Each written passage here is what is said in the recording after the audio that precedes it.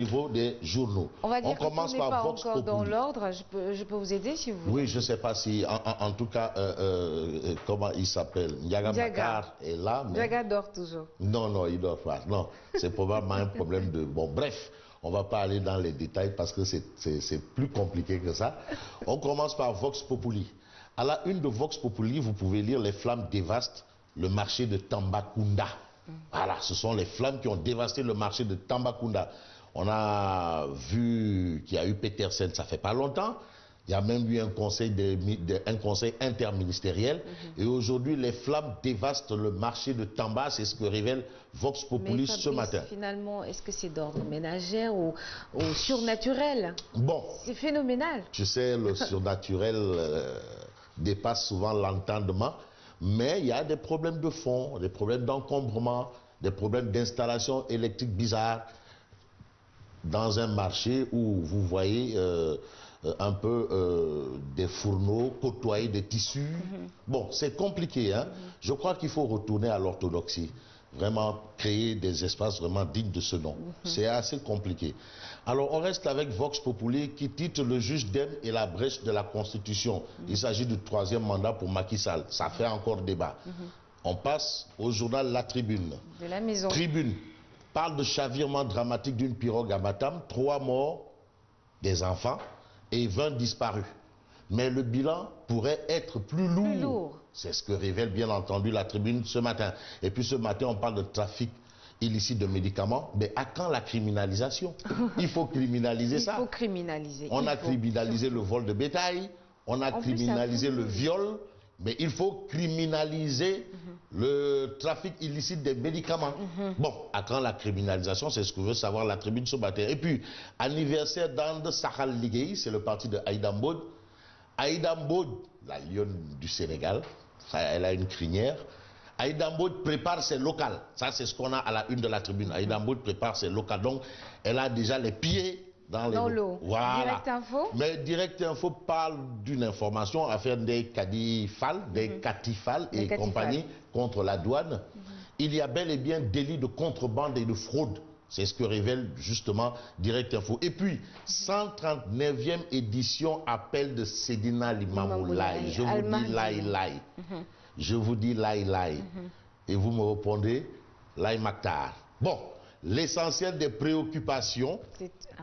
L'essentiel des préoccupations du comité d'organisation pris en compte. Ça, c'est ce que révèle bien entendu Direct Info sur cet événement religieux. Voilà. On passe au quotidien. Le quotidien. On nous dit quoi? Bon, en lisant le quotidien, outline s'il vous plaît. Off. Est-ce qu'on peut me mettre out? Bon, je sais que les techniciens qui sont en place là, ils savent c'est quoi mettre quelqu'un out. Mettez-le out. Si on peut me mettre out, moi, personnellement. Mam Sidi, est-ce que je peux être out? Mettez Fabrice out. Merci, voilà. Parce que vraiment, on est obligé de faire comme ça. Hein? Voilà. Voilà. Non, il faut avancer avec les moyens du bord. Hein? Maintenant, je peux être in. In, s'il vous plaît. Merci. Il rentre à la maison, le quotidien. Il rentre à la maison, Bamba, vert Tanor, vert VERT, couleur. J'ai rencontré le SG, je suis au PS. Bamba, Vertanor. Voilà, ça c'est l'actualité politique. Il dit qu'il est Vertanor. Il est retourné à la maison tranquillement. C'est chez lui, il a pris la décision de quitter, il a pris la décision de revenir, ça n'engage que lui. Voilà, et puis on passe à 24 heures. Qui nous dit? Application du parrainage au local. Aïda Mbod oppose son veto. La députée sonne l'alerte et exige le retrait de la loi. Application du parrainage au local. Et puis le parrainage ne doit pas prévaloir pour ses joutes. C'est un système très discriminatoire et sélectif. Donc Aïda Mbod est toujours en croisade contre le parrainage. Et puis Mbalo Diachab et compagnie d'André Guessem se démarquent de quoi? Du préavis de grève après la prestation de serment de Macky.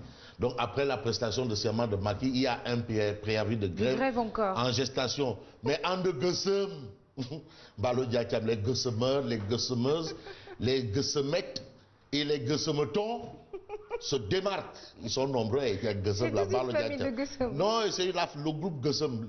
Il y a 2 gros Guessemeurs. Malo Diakam Sidi Andiaye. Il y a des gessemettes, des gessemetons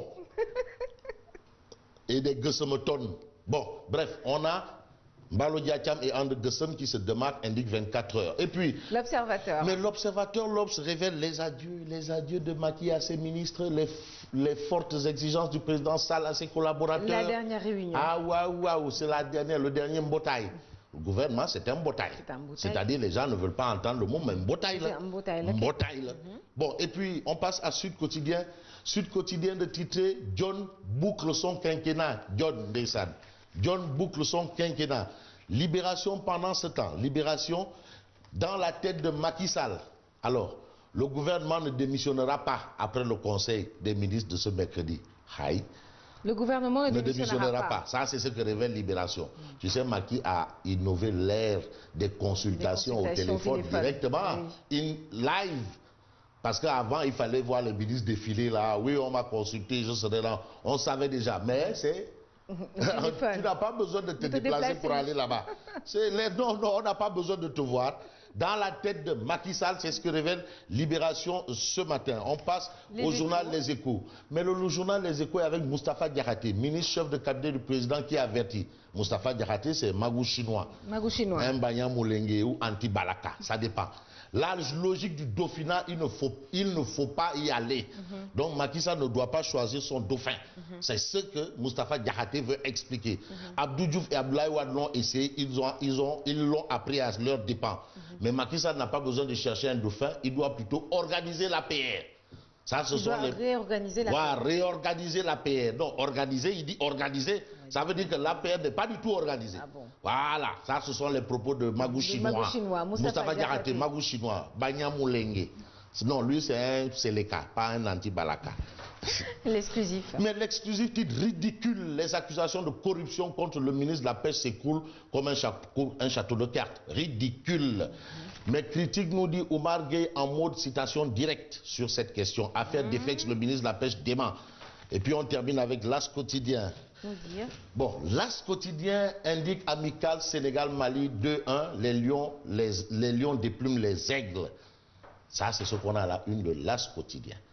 Les lions déplument les aigles. D'accord. Voilà, c'est l'information. Nous avons terminé en sport. Voilà, nous avons terminé en sport. Tribune sport, bon, c'est peut-être un peu loin, mais retenons qu'il y a eu une rencontre amicale hier. Et voilà ce qui s'est passé hier. Voilà. Sadio Mané brille enfin. Match amical, Sadio Mané brille enfin. Ça, c'est ce qu'on a à la une de la Tribune sport. Merci beaucoup Fabrice. Merci beaucoup à toi et bonne continuation. Demain à la même heure. Retrouvez-le sur 89.7 Zik FM. Et tout de suite le Flash Info.